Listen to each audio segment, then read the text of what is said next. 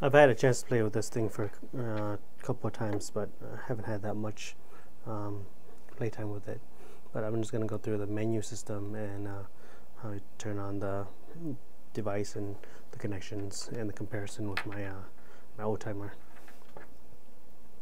Turn on this left button here. Make sure we can see everything in detail here. This is the menu system. We got a trigger, time lapse, connect, and settings. Pretty basic. Two optional buttons up here for turning it on, and the secondary option. Trigger. To go into the sub menu, you need to press this here. Trigger, remote cable. There's this thing here for the remote cable, photo or bulb. You know, pretty self-explanatory. Go back. Also has the infrared option here. Trigger, take a picture, or wait for a delay. Pretty self-explanatory. Go back. Time lapse.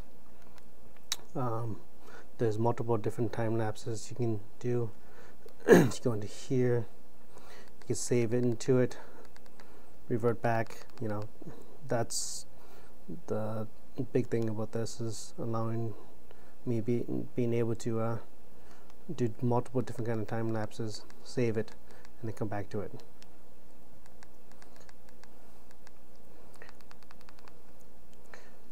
One more thing here, I was going to show you.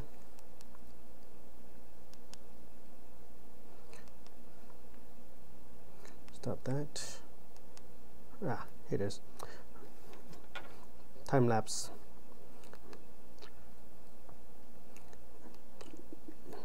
You could do the regular time lapse, HDR time lapse, 3 shots in each time, or more than 3, up to you. HDR photo, bulb ramp. We'll go through different ones. The HDR time lapse. Save that.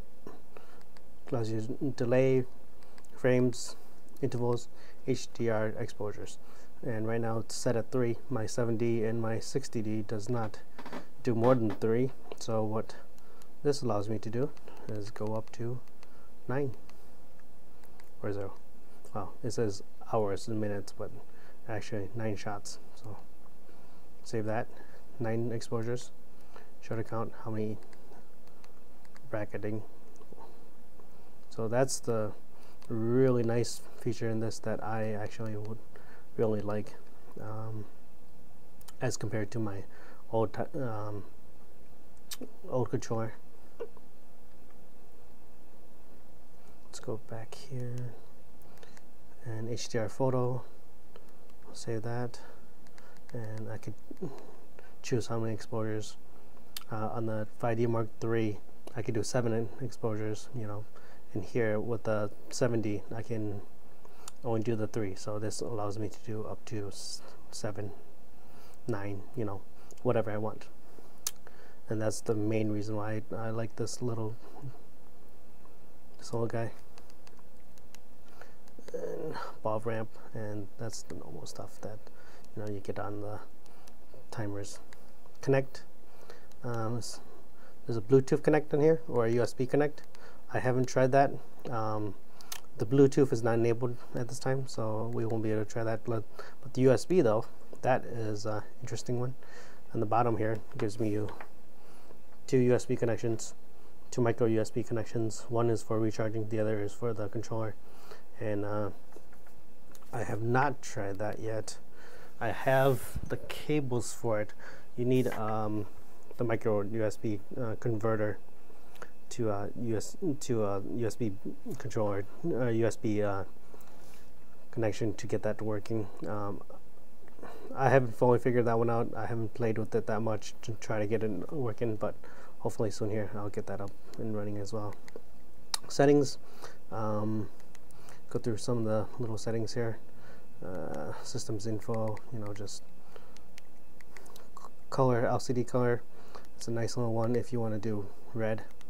For I don't think it shows up on the screen here that well, but the red is good for time lapse, for night time lapses, That's why he likes. That's why he built that into it. Oops. Power off. You know, bulb mode, frames per second. I'm not sure what that frames per second is. I have yet to figure that one out. Camera make. You can actually configure it for a Nikon or a Canon or a Minolta or a Olympus. You know, multiple different kinds, and it came default as the Canon. So that's all I have. Canon is all I have. So, but nice little timer so far. I have a few things that I like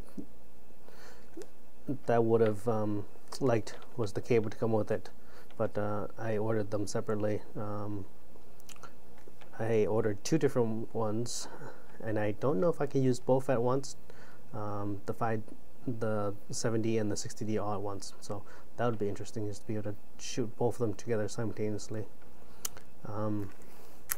Standard plug or standard micro jack, and just for comparison, this is my old one. This is my old timer, a little bit bigger, a little bulkier, but that's it.